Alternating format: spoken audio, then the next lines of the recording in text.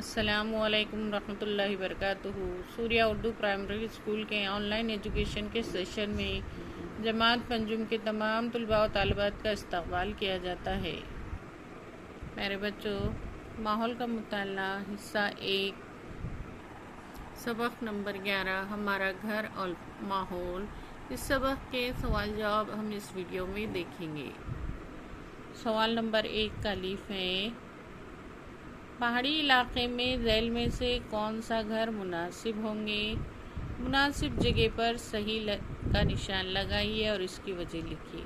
4 گھر نظر آ رہے ہیں۔ 4 گھر میں سے ہم کو پہلے گھر پہ ٹک آؤٹ کرنا ہے، کیونکہ پہاڑی علاقے میں مضبوط گھر کا ہونا ضروری ہے۔ اب ہم اس کی وجہ دیکھیں گے۔ پہاڑی علاقے میں ہوا ٹھنڈی اور بارش کا زور زیادہ ہوتا ہے، اس لیے یہاں کے گھر مناسب نہیں بلکہ اینٹ سیمنٹ کے بنے ہوئے پکے گھر مناسب ہوں گے۔ پہاڑی علاقے میں ہموار زمین کم پائی جاتی ہے، اس لیے یہاں بڑے بڑے گھر نہیں بنا سکتے۔ اس کے بجائے چھوٹے لیکن کئی منزلہ پکے مکانات بنانا زیادہ مناسب ہے۔ سوال نمبر 2، کئی منزلہ عمارت تعمیر کرتے وقت خصوصاً کون سے وسائل استعمال کیے جاتے ہیں؟ مناسب متبادل کا انتخاب کیجیے۔ نمبر 1 ہے ریت، کوئلہ، سیمنٹ، اینٹ۔ نمبر 2 سیمنٹ، اینٹ، کپاس، لوہا۔ 3 ہے لوہا، سیمنٹ، ریت، اینٹ۔ صحیح جواب ہے آپشن نمبر 3، لوہا، سیمنٹ، ریت، اینٹ۔ بے ہے گھر تعمیر کرتے وقت درج ذیل امور کو آپ کس طرح ترتیب میں رکھیں گے؟ نمبر 1 ہے آرام، نمبر 2 ہے طرز تعمیر، نمبر 3 آب و ہوا۔ جواب، پہلے آب و ہوا، دوسرا طرز تعمیر اور تیسرا آرام۔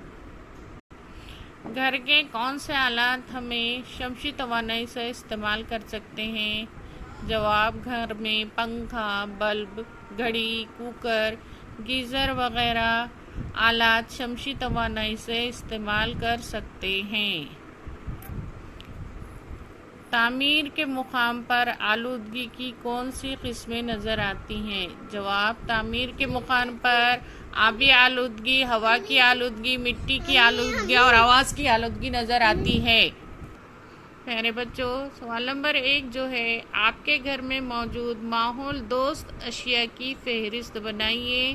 یہ آپ خود بنانا ہے اور اپنی کاپیوں میں لکھ کر لانا۔ پیارے بچوں، اس طریقے سے ہم نے اس سبق کے تمام سوالات کے جوابات کو دیکھا۔ آپ کا بہت زیادہ شکریہ۔